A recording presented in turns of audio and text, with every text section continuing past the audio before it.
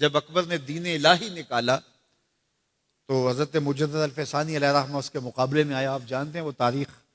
تو اس نے کہا تھا کہ السلام علیکم یہ مسلمانوں کا شعار ہے. تو ایک نیا لفظ لے کر آتے ہیں.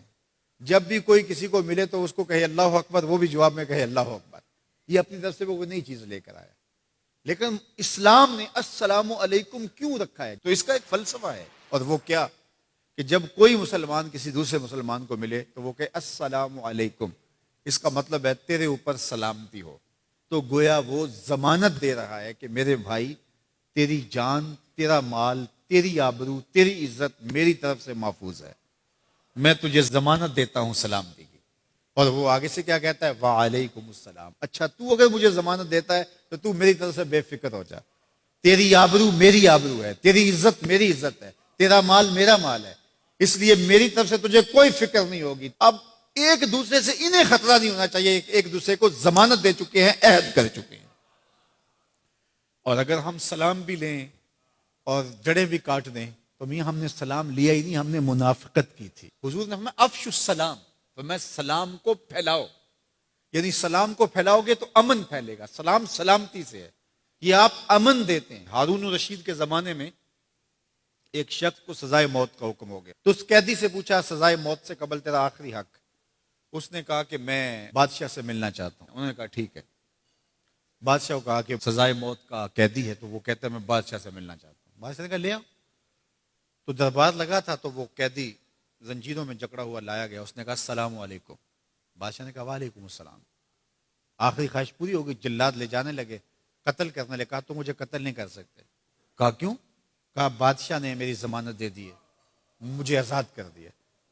بادشاہ نے کہا میں کب کیا؟ کہا تم نے کہا نہیں وعلیکم السلام, تمہیں سلامتی ہو. تو جس کو تم سلامتی کہہ چکے ہو تو کیا اس کے اوپر سزا ہو سکتی ہے؟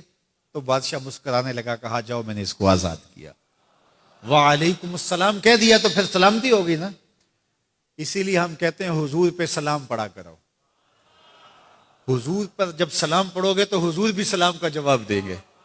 وہ کسی شاعر نے کہا تھا, وہ شعر پتہ نہیں وزن میں ہے کہ نہیں, لیکن شعر مجھے بڑا اچھا لگتا ہے کہ درود پڑھنے سے ثواب ملتا ہے, سلام پڑھنے سے جواب ملتا ہے.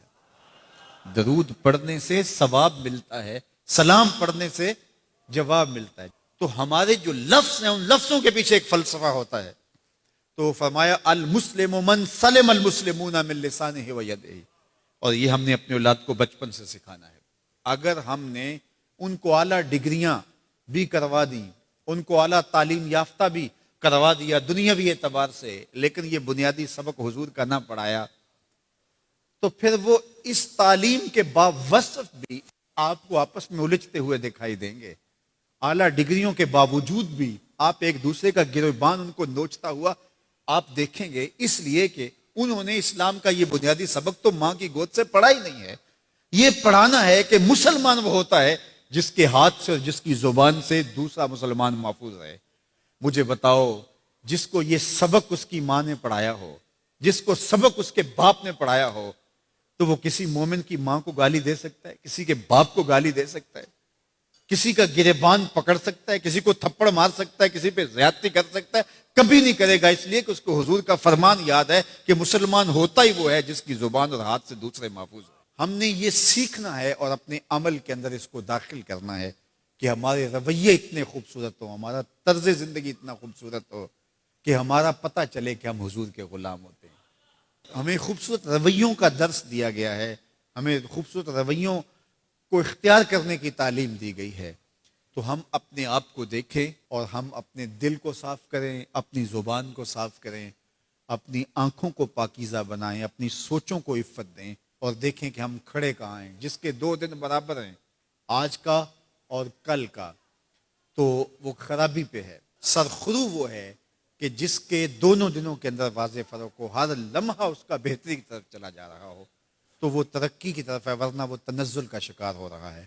تو ہمیں یہ سبق دیا گیا کہ قد افلح من تزکا, کامیاب وہی ہوا جس نے اپنے من کو ستھرا کیا, اپنے باطن کی صفائی کی, اپنے اندر کو پاک کر